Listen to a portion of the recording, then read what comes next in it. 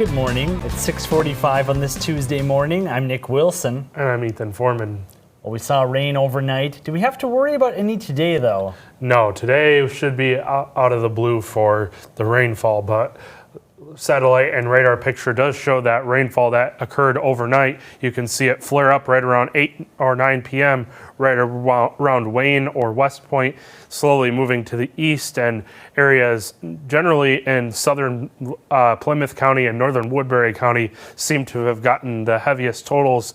And if you are in the viewing area and have gotten some hefty rainfall totals, make sure you send them our way. We'd love to hear about it. We got 0.3 of an inch at the Lamar's Airport and 0.2 in Storm Lake, but all the other airports receiving a lot less, just 0.02 at the Sioux Gateway Airport and also here at the KCAU-9 studio.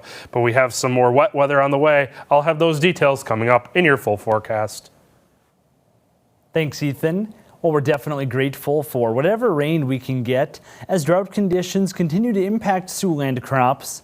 The latest USDA crop progress report shows corn quality improved slightly in Iowa and South Dakota, with 48% and 42% now rated good to excellent, respectively. However, quality dropped again for Nebraska, with 50% of corn now falling into that category. Soybean quality also rose slightly in Iowa, with 47% now rated good to excellent. Nebraska and South Dakota soybeans also improved, with 47% and 46% of the crop now in that category in those states. Elsewhere, it's Rail Safety Week, and the Association of American Railroads wants to remind the public to exercise caution around trains. They say a train can weigh 4,000 times as much as a car. That's like the difference between a car and a soda can. They also say it's important to remember all train tracks are considered private property. Trains always have the right of way, even over emergency vehicles, and a train needs up to a mile to come to a complete stop. Meanwhile, the Iowa Democratic Party faces the challenge of navigating opposing requirements from the state and the DNC. The party set a date for their 2024 presidential caucus over the weekend, but there are still a lot of things up in the air, including when the caucus results would be tabulated. Iowa law also says they must host the nation's first caucus in person, going against the national party's proposed plan, where mail-in ballots will be a robust part of the process. Plus, the DNC will only accept a caucus plan if the postmark deadline for mail-in ballots is March 5th, meaning the results would not be announced until Super Tuesday. All those moving parts are creating a lot of headaches for the state party. So for the Democrats, if they can't be first, I think trying to protect the delegates, whether that means just trying to go with what the DNC wants and not having that penalization, because if we also lost our delegates, we kind of lose all of our power there. But some people would also argue that our power is more in our clout and being able to show the nation, hey, we're first. These are our issues right now. The caucuses also have a large economic impact on Iowa communities, from ads to events and even hotel rooms. In the meantime, today is National Voter Registration Day. People are encouraged to sign up to vote or update their current voter registration ahead of fall elections. Local election officials tell us getting your documents in order before going to the polls can streamline the process on Election Day.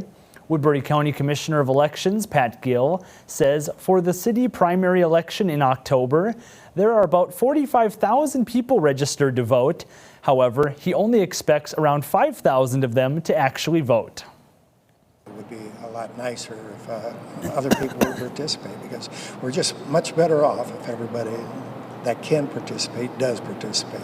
We just sent out a registration letter to all the folks and told them how they're registered and what their address is and what polling place they are to use on October 10th for the city primary. Another election happening this fall is the 2023 Sioux City School Board election. That'll take place on November 7th. 5 board of directors seats are up for grabs. 4 of the spots would include a 4-year term. The 5th seat will serve the remainder of former director Perla Alarcon-Flory's term, which runs through 2025. Well, now it's time to meet today's Stray of the Day. And every day we share a pet picked up by Sioux City Animal Adoption and Rescue who's waiting to go home. That's right, and this is Rocco, a 6-year-old male Doberman Pinscher. He was originally adopted from the shelter, but had to be returned after it turns out he doesn't get along well with cats. The rescue says he would make a great emotional support or companion dog. Rocco is available for adoption now. If you've lost your pet, you're looking to adopt, or you'd like to sponsor a pet for adoption, you can visit the rescue's website. That's at SiouxCityAnimalRescue.com.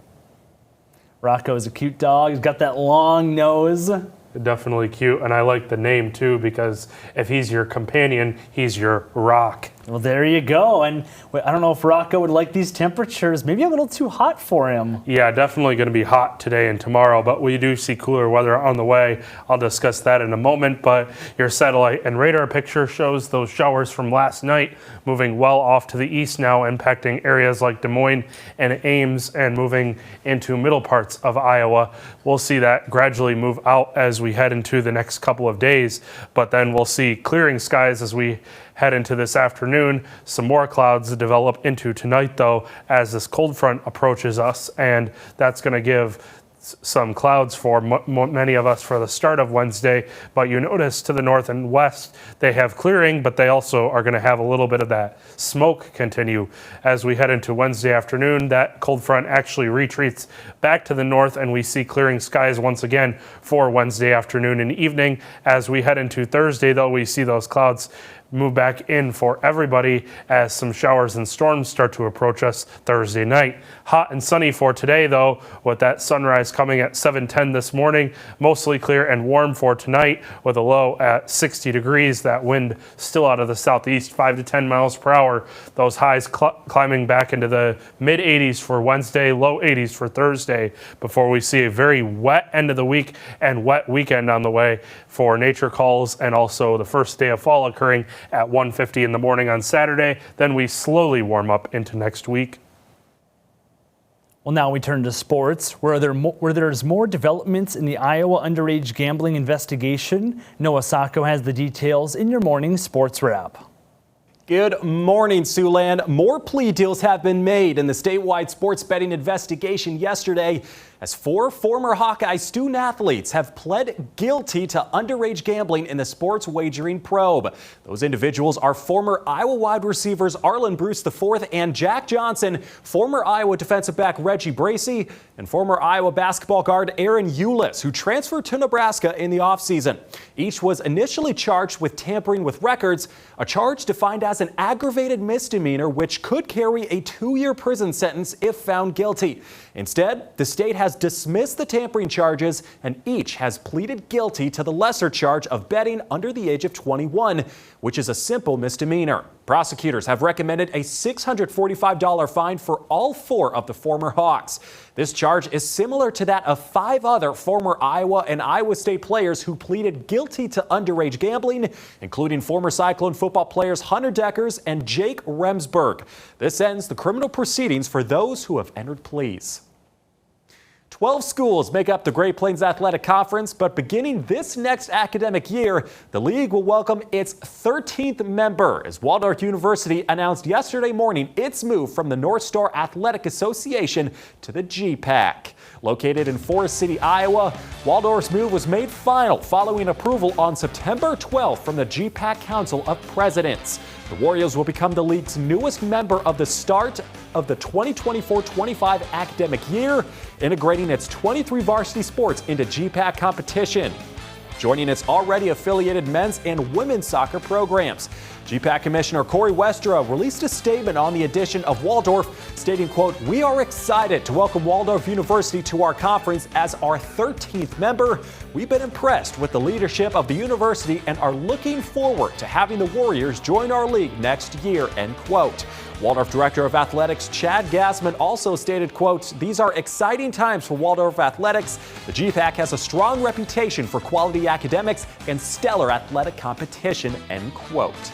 Staying in the GPAC, the conference releasing its Week 3 football honors yesterday, and we had a clean Siouxland sweep with Morningside Zach Norton, Dort's Ian McDonald, Northwestern's Eli Stater, all winning Offensive, Defensive, and Special Teams Player of the Week. Of the three, Norton takes home Offensive Player of the Week, and it was almost a no-brainer. The junior wide receiver was an offensive juggernaut in Morningside's 47-17 win over Mount Marty, breaking free late for 236 yards and 2 touchdowns, hauling in 11 receptions for a 21.5 yards per catch rate. On the other side of the ball, Ian McDonald of Dort garners Defensive Player of the Week honors after a prolific Saturday in the secondary. The junior linebacker had 10 tackles and 2 interceptions in the 38-7 win over Concordia, both picks resulting in defender scores. McDonald was instrumental in limiting the Bulldogs to just 6 rush yards on the day.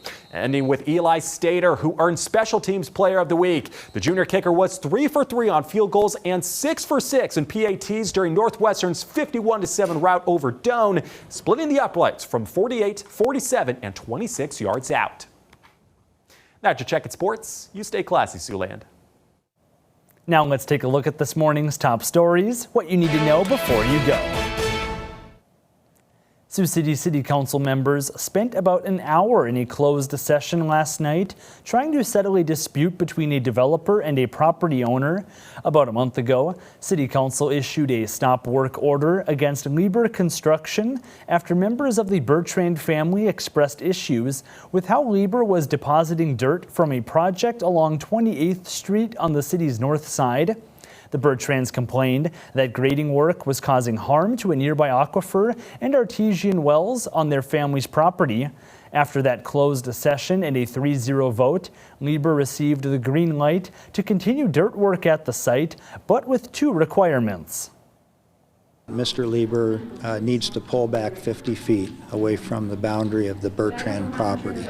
And not only pull away and not move any more dirt onto it, but is that they will then also move the excess dirt that's in that 50-foot area from the Bertrand property.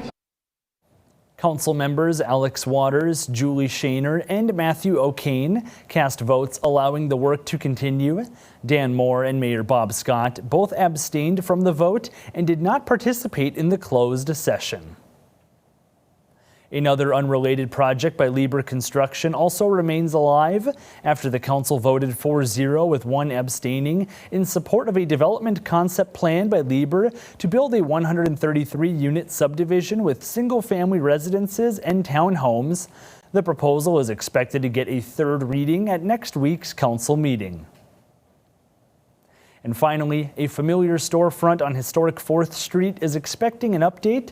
City Council has given plan architecture approval to move forward with improvements at the Bay State block, including about 24 residential units in the upper floors of the 1890 building. Mayor Pro Tem Dan Moore says those units are needed downtown due to high housing demand in the area. The project also includes repairs to windows and the addition of 2 enclosed stair towers, as well as repairs to brick and mortar. One last look at the weather. It's going to be a hot rest of the day. Yeah, temperatures are going to be near 90 for some of us today as we see that sunny conditions return after some of that cloud cover and rain we saw last night. And then for tonight, we drop down to 60, a mostly clear but warm night on the way, with those wind speeds still at 5 to 10 miles per hour out of the southeast. We'll see those highs climb not quite as high for Wednesday and Thursday. And you might think today's hot, but keep in mind 1 year ago tomorrow, we saw a high temperature of 97, so could be worse. Then we see more cloud cover for Thursday, and then we see showers and storms return for the weekend, looking quite wet for Friday night football and also for Nature Calls, which is an indoor event, so definitely good for that event on Saturday, as many of us are going to want to stay inside. Going to want to stay inside during those rain conditions for sure. Yeah. Well, thanks for watching. KCAU 9 News returns at 11:30. Have a great rest of your day.